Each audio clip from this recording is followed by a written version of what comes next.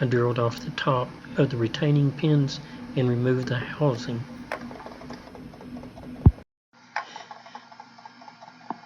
Polymaker dark gray ASA filament was the best that I could find for recreating new blades.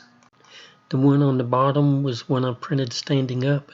The one on top I printed laying down. The top edge looked a little rough on the one standing up, which is why I tried it laying down.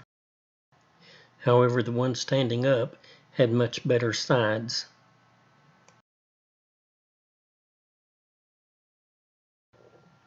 These were all recreated blades that I made in Fusion 360. I'll be posting them online for a free download. This is the bracket that controls all the fins. There's a left and a right, and you can't get them mixed up. The slots are tilted at an angle. The parts of the blade that snaps down into these are also left and right. Looking at them from this angle, the bars are located, or they're staggered on the opposite side of what they go to. On the side they are labeled L1 through 6 and R1 through 6. Also included another set of blades that has a hole on one side to use the spring and pin to install a missing blade into the dash without disassembling it.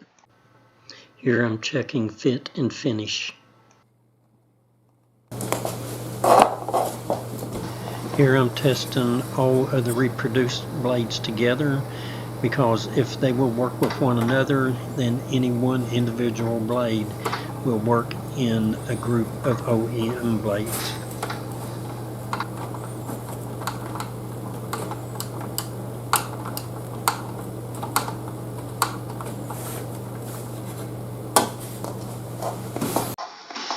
Here I've used plastic welding to reassemble the unit. I'll be posting links to everything in the description. Thank you for watching.